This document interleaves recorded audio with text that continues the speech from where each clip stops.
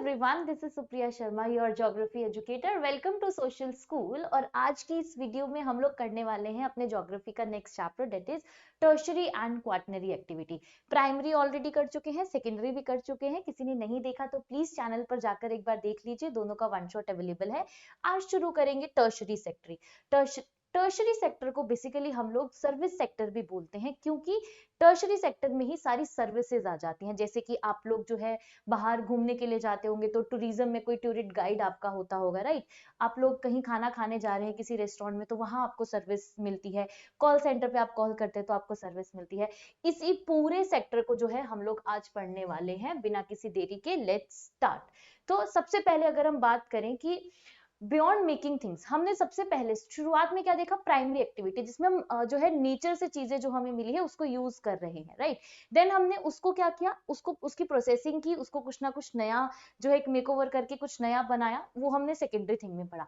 अब उन सारी चीजों के लिए भी कहीं ना कहीं हमें एक सर्विस प्रोवाइड करनी पड़ती है। फॉर एग्जाम्पल, हमने एक शर्ट का एग्जाम्पल लिया था। अगर हम प्राइमरी एक्टिविटी में देखें तो कॉटन बॉल है, हमने उसको ग्रो किया। उसके बाद एक यानी कि एक फैक्ट्री के अंदर, एक फैक्ट्री यूनिट में हमने एक शर्ट बना दी अच्छी सी। लेकिन अब उसको अगर आपको सेल करना है तो आपको उसके लिए सर्विस प्रोवाइड करवानी होगी। दैट मींस कि आपको उसको कहीं मार्केट में किसी शॉप पर या किसी ब्रांड का जिसका भी आप बना रहे हो उसको देना होगा, और फिर वो उसकी सर्विस जो है वो प्रोवाइड करेगा। तो यहाँ पर अगर हम देखें तो तीनों सेक्टर्स आपस में क्या है, इंटरलिंक भी है। So provide intelligible service not physical good, है ना। जो सर्विस सेक्टर है वो आपका इंटेंजिबल सर्विसेज जो है वो प्रोवाइड करता है, फिजिकल गुड जो है उस तरीके से नहीं, राइट। आउटपुट कैसे मेजर करेंगे, indirectly through wages and salary. अब जैसे मान लो कि दो डॉक्टर्स हैं, है ना। आप अगर आपको चेक करना है कि किसका आउटपुट अच्छा है या कौन ज्यादा बेहतर काम कर रहा है, तो आप उसके वेजेस यानी कि या तो आप उसके वेजेस देखो या फिर आपकी सैलरी देखो। जिसकी सैलरी ज्यादा होगी दैट मींस कि उसका आउटकम भी क्या है, ज्यादा है। Then rely on a specialised skills, experience and knowledge. अब टर्शरी सेक्टर में कोई भी ऐसी पर्टिकुलर आके काम नहीं कर सकता, उसके लिए आपको नॉलेज होनी चाहिए, उसके पास उसके रिलेटेड आपके पास एक्सपीरियंस होना चाहिए, और उसी से रिलेटेड आपके पास एजुकेशन भी होनी चाहिए, ठीक है। नाउ क्या इंक्लूड करता है, बोथ प्रोडक्शन जो कि प्रोविजन ऑफ सर्विस है, और एक्सचेंज यानी कि ट्रेड, ट्रांसपोर्ट एंड कम्युनिकेशन। तो उसमें हम प्रोडक्शन भी करते हैं। अब उस प्रोडक्शन को हम लोग देख नहीं सकते। फॉर एग्जाम्पल, कोई डॉक्टर है वो अपने पेशेंट को ठीक कर रहा है, तो ये भी क्या है, एक तरीके का प्रोडक्शन वो कर रहे हैं, लेकिन उसको हम देख नहीं सकते, तो फिजिकल नहीं है, राइट। देन क्या है, in developed economics the majority of workers are employed in this sector. और जितनी भी बड़ी बड़ी आप देखो डेवलप्ड कंट्रीज हैं, यूएस है, यूके है, ऑस्ट्रेलिया, जापान, व्हाटएवर, ये सारी वो कंट्रीज हैं जो ऑलरेडी डेवलप्ड है, जिनकी इकोनॉमी बहुत ज्यादा हम लोगों से डेवलप्ड है। इसीलिए वहां पर ज्यादातर जो लोग हैं वो टर्शरी सेक्टर में काम करते हैं, है ना। जैसे कि फॉर एग्जांपल आप अपने आसपास देखते होंगे, प्लम्बर है, इलेक्ट्रिशियन है, टीचर है, डॉक्टर है, लॉयर है, शॉपकीपर है। आप कहीं भी चले जाइए आपको अलग अलग टाइप की सर्विसेज जैसे जैसे काम है उस हिसाब से मिलेगी। अगर हम इस पूरे चैप्टर की बात करें तो इसमें आप कंप्लीट इकोनॉमिक लैडर के बारे में पढ़ेंगे, जिसमें सबसे पहले शुरुआत होती है प्राइमरी सेक्टर से, जिसमें हम लोग क्या करते हैं, एक्सट्रैक्ट करते हैं, या तो फार्मिंग करते हैं, माइनिंग करते हैं, एग्रीकल्चर फील्ड जो है वो हम देखते हैं। देन वी हैव सेकेंडरी, हम लोग कंप्लीट कर चुके हैं, जिसमें हम इसी से रॉ मटेरियल लेके कुछ ना कुछ मैन्युफैक्चर करते हैं। देन वी हैव टर्शरीज एक्टिविटी, जिसमें हम सर्विस प्रोवाइड करते हैं। क्वाटरनरी, जिसमें आपके पास एक तरीके की पर्टिकुलर नॉलेज होनी चाहिए, यानी कि जहां भी नॉलेज से रिलेटेड चीज अगर जुड़ रही है तो वो आपका क्या है, क्वाटरनरी एक्टिविटी में आएगा। एंड देन एक और टर्म हम लोग पढ़ेंगे, क्वानरी। वो क्या होता है, जैसे मान लीजिए कि कोई बहुत बड़ी कंपनी है, उसमें जो लोग डिसीजन मेकिंग का काम करते हैं ना, जो बड़े बड़े कि क्या होना चाहिए कंपनी में, किस तरीके से चीजें होंगी, किसको क्या मिलेगा, किसकी सैलरी है, व्हाटएवर, जितने भी बड़े बड़े डिसीजंस कंपनी में लिए जाते हैं वो आपके क्वानरी में आते हैं। तो एक एक करके लेट्स स्टार्ट।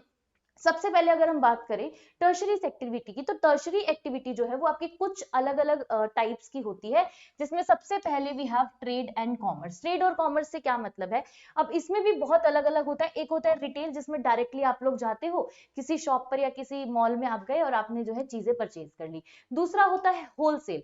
होलसेल में एक बीच में जो है, जैसे मान लीजिए बीच में, जैसे मान लो कि ये एक फैक्ट्री है, इस फैक्ट्री से जो भी सामान आया या तो ये डायरेक्ट चला गया, या तो एक इंसान है बीच में, उसने खरीदा और फिर वो अलग अलग शॉप्स पर जाकर क्या कर देगा, उसको सेल कर देगा। दैट मींस कि उसने होलसेल में, थोक में खुद खरीद लिया और उसके बाद बाहर जाके जो है दूसरे लोगों को सेल कर दिया। And then we have trading centres. देखो क्या क्या है, the buying and selling of item produced elsewhere specially intended for the profit, है ना। अगर आप कुछ भी मैन्युफैक्चर कर रहे हो तो इसीलिए तो कर रहे हो हो ताकि आपको प्रॉफिट हो। सेकेंडरी एक्टिविटी में हमने ऑलरेडी ये चीज पढ़ी है, राइट। तो ट्रेडिंग सेंटर्स कौन कौन से होंगे? वो होंगे जहां पे या तो लोग ज्यादा रहते होंगे, जहां पे आपको इजीली अवेलेबल हो जाए, hubs where this activity is concentrated, है ना। अब सोचो कि आपने किसी ऐसी जगह जाकर जो है अपना ये ट्रेडिंग का काम कर दिया जहां पर लोग ही नहीं रहते, जहां पर उस चीज की डिमांड ही नहीं है, तो क्या फायदा ऐसे ट्रेडिंग का, है ना। Then we have two types of trading, जिसमें हम बात करेंगे सबसे पहले rural marketing centre. Rural name से ही आपको पता चल रहा होगा हम लोग गांव की बात कर रहे हैं। तो गांव में सबसे बेस्ट एग्जांपल होता है मंडी का। मंडी, सब्जी मंडी आपको पता है ना, सब आप सब भी जरूर गए होंगे, पता नहीं, हम लोग तो बहुत जाते थे बचपन में पेरेंट्स के साथ।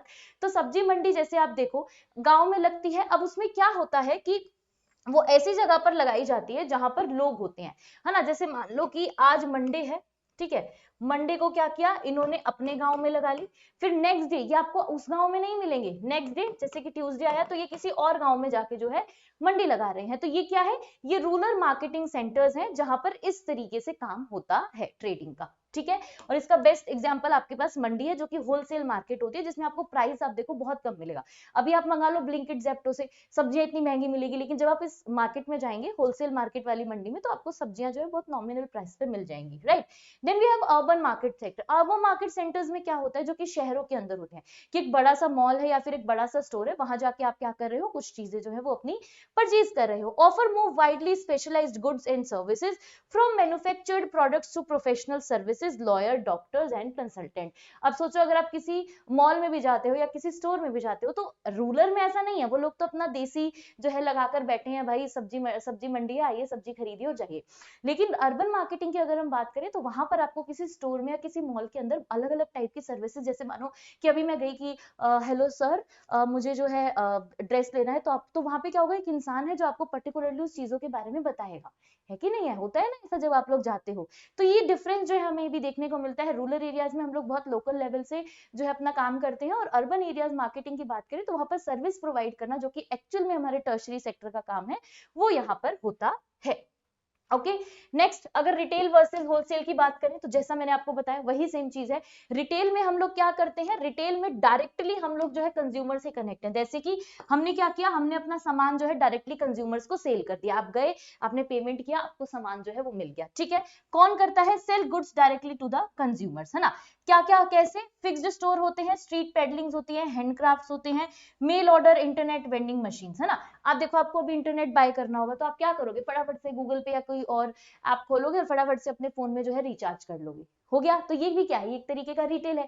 डायरेक्टली इंटरनेट जो है वो आप तक पहुंचा, बीच में कुछ नहीं आया, बीच में कोई इंसान नहीं आया जिसने आपको जो है आके पहले उसने इंटरनेट खरीदा हो इतने रुपए में, फिर उसने आपको जाके बेचा हो, नहीं, वो चीज हमारी होलसेल में आती है ना। देन कितने तरीके के हो सकते हैं, कंज्यूमर कोऑपरेटिव्स, डिपार्टमेंटल, है ना, स्टोर्स हैं आपकी, और चेन स्टोर्स बहुत सारी जो है देखने को मिलते हैं, जैसे रिलायंस की बहुत सारी स्टोर्स हैं, है ना। यही अगर होलसेल की बात करेंगे तो कंप्लीटली डिफरेंट है, क्योंकि यहाँ पर बीच में एक इंसान आ जाता है जिसको बिचौलिया बोला जाता है, ठीक है। तो कौन है, देखो bulk business via intermediate sale to the retailers, है ना। आप देखो इंटरमीडिएट आ गया ना, बीच में बिचौलिया आ गया, वो क्या करेगा, सामान खरीद लेगा कम पैसों में, फिर बाहर जाके जो है उसको अलग पैसों में सेल करेगा।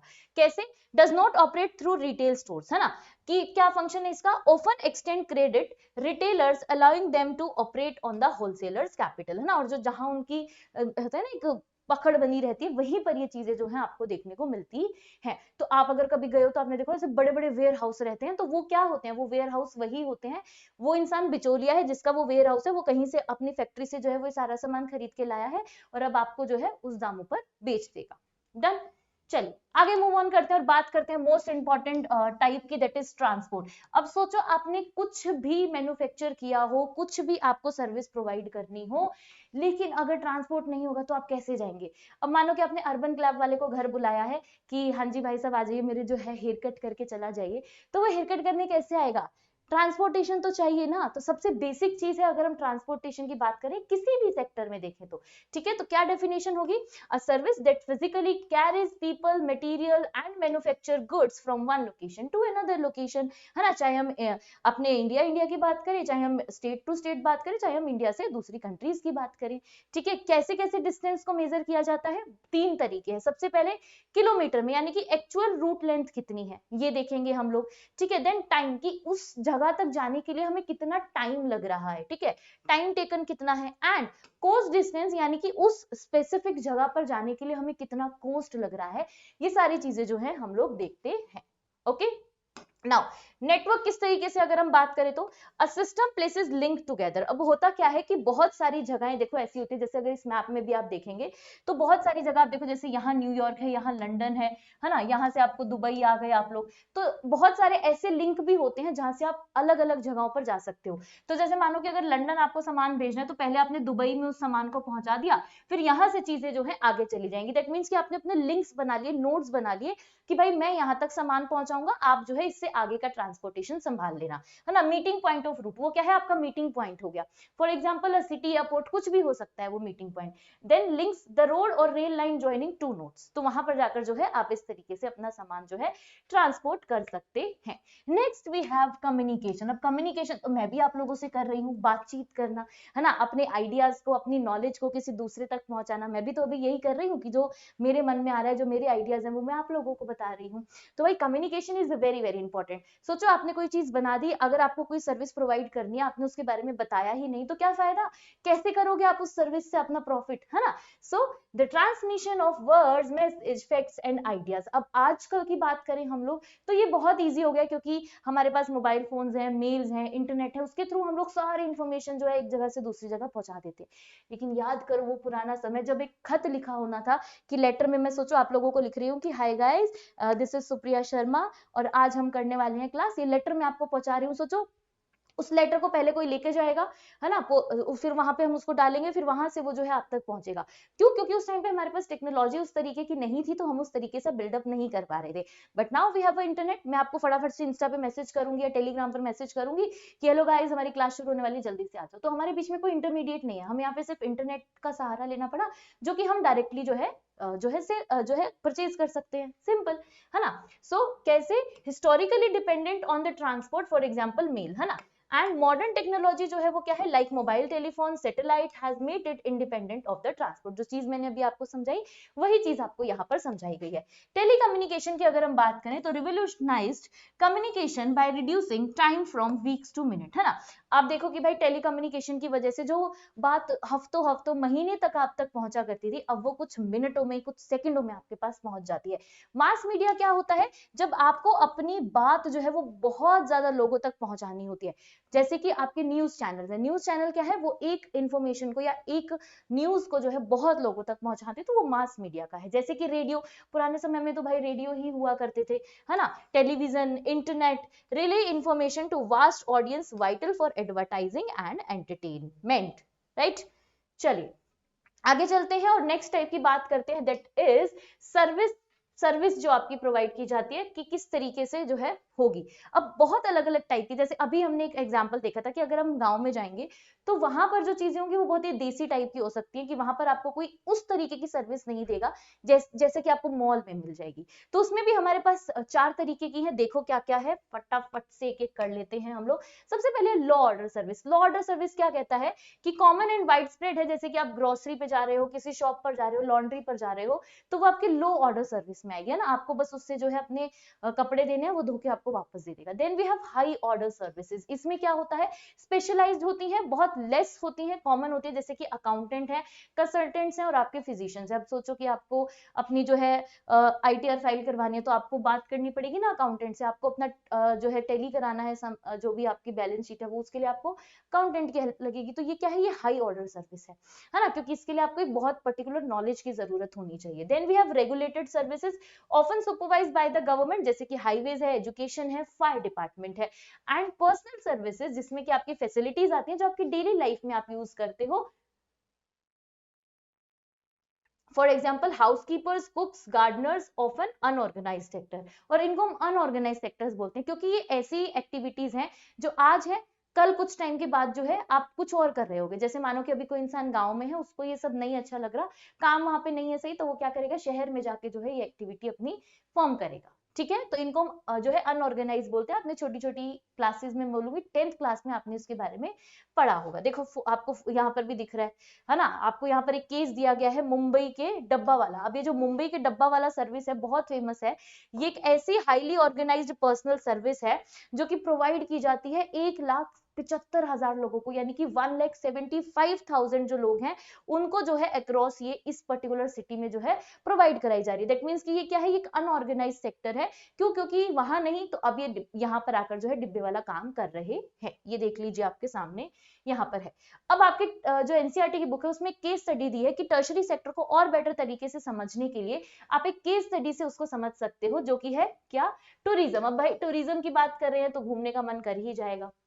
तो सिंपल है, टूरिज्म का मतलब क्या है कि जब हम लोग एक जगह से दूसरी जगह घूमने के लिए जाते हैं, है ना, अपने माइंड को फ्रेश करने के लिए जाते हैं, तो वही टूरिज्म है।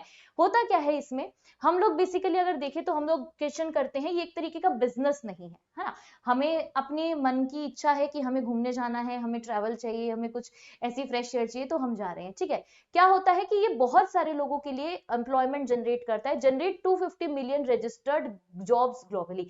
अब आप खुद ही देखिए, अगर हम इंडिया की ही बात करें, अब ठंड का टाइम आ रहा है, लोग जो है मनाली जाएंगे, कभी कसोल जाएंगे, कभी कश्मीर जाएंगे, जहां भी पॉसिबल वहां जाएंगे, लेकिन जो वहां के लोग हैं इससे उन लोगों को जॉब मिल रहा है ना। तो ये चीज कितनी अच्छी है। Alright, accounts for 40% of the total GDP. और आप देखिए कि कंप्लीट जो जीडीपी है ना उसका 40% सिर्फ किससे आ रहा है, सिर्फ और सिर्फ टूरिज्म से आ रहा है। तो टूरिज्म क्या हो गया, एक बहुत बड़ा ऐसा सेक्टर हो गया जो कि बहुत अच्छा कंट्रीब्यूशन दे रहा है जीडीपी के अंदर। राइट, क्या अट्रैक्ट करता है, आप खुद ही सोचो, अगर आप घूमने जाओगे तो आपको क्या अट्रैक्ट करेगा, यार वहां का क्लाइमेट जो है वो बहुत बढ़िया है, अभी वहां पर जो है स्नो पड़ रही होगी, है ना। जैसे हम बीच की बात करें तो ज्यादा गर्मी होती है तो लोग बीचेस में जो है घूमने आ जाते हैं। ठीक है, तो सबसे पहले हम लोग क्लाइमेट देखेंगे कि भाई वार्म है, सनी है, वेदर है, स्पेसिफिक कंडीशंस हैं, स्नो हो रही है कि नहीं हो रही है। लैंडस्केप की अगर बात करें तो हम लोग टेरेन जरूर देखते हैं, हम लोग माउंटेन्स पर जाते हैं। जब गर्मी का सीजन हमारे आता है तो हमें ठंड चाहिए होती है तो हम लोग माउंटेन चले जाते हैं, लेक्स के पास लोग जाते हैं, है ना। सी कोस्ट पे आपको मिलेंगे, नेशनल पार्क्स में बहुत लोग जो है घूमना पसंद करते हैं। Then we have history. और अगर हिस्ट्री और आर्ट, जैसे मान लो कि किसी पर्टिकुलर एरिया की बहुत तगड़ी हिस्ट्री रही है, वहां का आर्ट और कल्चर जो है वो बहुत फेमस रहा है हमारे इतिहास में, तो हम लोग उसको घूमकर देखना पसंद करते हैं, है ना। एंड देन कल्चर और इकोनॉमी। कल्चर भी कहीं ना कहीं क्या है, बहुत ज्यादा अट्रैक्ट करता है। जैसे देखो हमारे यहाँ पर इतने सारे फॉरेनर्स आते हैं हर साल, है ना। वो क्यों आते हैं, क्योंकि उनको हमारे इंडिया का कल्चर जो है वो पसंद है और उसको देखने के लिए वो लोग यहाँ पर आते हैं। सिंपल है। तो इस तरीके से जो है हमें अट्रैक्ट करता है टूरिज्म हमारी साइड, तो हम भी हो ही जाते हैं। चलिए आगे बात करते हैं और बात करते हैं हीलिंग अक्रॉस द बॉर्डर्स। यानी कि कुछ ऐसी सर्विसेज भी होती हैं कि जो लोग एक जगह से दूसरी जगह ट्रैवल करते हैं, बट वो टूरिज्म होता है, बट वो उस तरीके का टूरिज्म नहीं होता जैसा कि अभी हमने बात की, यानी कि घूमने फिरने के लिए नहीं। कुछ अब आप देखिए जो यूएस जैसी जो कंट्रीज है वहां पर हेल्थ सर्विस तो है, हेल्थ सेंटर्स तो है, लेकिन वो इतनी ज्यादा कॉस्टली है कि वहां के लोग उसको अफोर्ड नहीं कर पाते। तो जब वो उसको अफोर्ड नहीं कर पाते तो वो कोई ऐसी कंट्री ढूंढते हैं जहां पर उनके लिए इसमें ट्रीटमेंट कराना ईजी हो, है ना। तो वो क्या करेंगे, जैसे मान लो कि यूएस से जो है, अब यहाँ पे एग्जाम्पल में आप देख लो, ये यूएस है, यहाँ से इंसान जो है चला और हमारे प्यारे भारत में आ गया। क्यों? क्योंकि यहाँ पर उसको जो ट्रीटमेंट है वो बहुत कम पैसों में मिल रहा है ना। तो ये भी एक तरीके का टूरिज्म है। कैसे? Combining medical treatment with international tourism activity, है ना। इसमें होता क्या है, क्यों ये ग्रो कर रहा है, क्योंकि access to world class hospitals at lower cost, है ना। यूएस में जो चीज महंगी है भाई इंडिया में वो चीज सस्ती है, तो लोग सोचेंगे कि यार पैसा बचाते हैं, चलो इंडिया जाके जो है अपना ट्रीटमेंट करवाते हैं। ठीक है, लीडिंग कंट्रीज कौन कौन सी इसमें, कौन मतलब कहां पर ऐसा ज्यादा हो रहा है। जैसे हम बात करें, इंडिया जो है वो अभी अभी इमर्ज कर रहा है इन सब कंट्रीज में। इंडिया के साथ साथ थाईलैंड है, सिंगापुर है, मलेशिया है, लोग वहां जाकर ट्रीटमेंट कराते हैं। जैसे अगर मैं आपको एक रियल एग्जांपल भी दूं, मेरी खुद की मासी है, मतलब वो यूएस में रहते हैं, तो वो भी इंडिया में आके उन्होंने अपना जो है ट्रीटमेंट करवाया था। क्यों ट्रीटमेंट करवाया? क्योंकि वहां पर जो ट्रीटमेंट है वो बहुत ज्यादा कॉस्टली है। मतलब वो ऐसा नहीं है कि वर्थ इट नहीं लगता आपको, तो आपको लगता है कि यार अपने शहरी चलते वहां जाके करवा लेंगे, है ना। तो उन्होंने भी इंडिया में आके अपना ट्रीटमेंट जो है वो करवाया। ठीक है, बियॉन्ड ट्रीटमेंट और क्या हो सकता है, the trend includes outsourcing medical data interpretation, जैसे कि reading radiology images, MRIs and ultrasound test from and board. ये क्या होता है, आउटसोर्स। जैसे मान लो कि मेरी कोई कंपनी है और मेरे को जो है ये समझ नहीं आ रहा कि यार ये डेटा क्या है, मैं क्या करूं, तो मैंने किसी बाहर के बंदे को आउटसोर्स कर दिया और उसको बोला कि आप ये डेटा पढ़ लो और फिर मुझे इसको समझा देना। तो ये क्या है, आउटसोर्स करना। तो ये चीज भी होती है कि बहुत सारी ऐसी कंट्रीज हैं जहां पर एमआरआईज, अल्ट्रासाउंड, इन सब की कोर्स पढ़ने के लिए भी लोग जो है आउटसोर्स करते हैं कि बाहर के किसी बंदे को ले लेते हैं, अपना बंदा तो भाई महंगा पड़ रहा है तो सस्ते में निपटाते हैं, इसीलिए वो क्या करते हैं, इस तरीके का टूरिज्म भी करते हैं, राइट। चलिए आगे चलते हैं और अब फाइनली बात करते हैं लेवल अप करके अपने क्वाटरनरी एक्टिविटीज की, जिसमें हमें क्या चाहिए था, जिसमें हमें एक नॉलेज चाहिए, है ना, जिसमें हम लोग रिसर्च एंड डेवलपमेंट सेंटर्स की बात करते हैं, right. So an advance form of services centres on specialised knowledge and technical skills, है ना, बात इसमें भी सर्विस की ही हम लोग कर रहे हैं, बट इसमें आपको एक पर्टिकुलर नॉलेज, एक पर्टिकुलर एक्सपीरियंस और एक आपके पास स्किल होनी चाहिए जिससे आप वो काम कर सके, वो सर्विस प्रोवाइड कर सके, राइट। क्या इसका फंक्शन रहेगा, involves the collection, production and distribution of the information.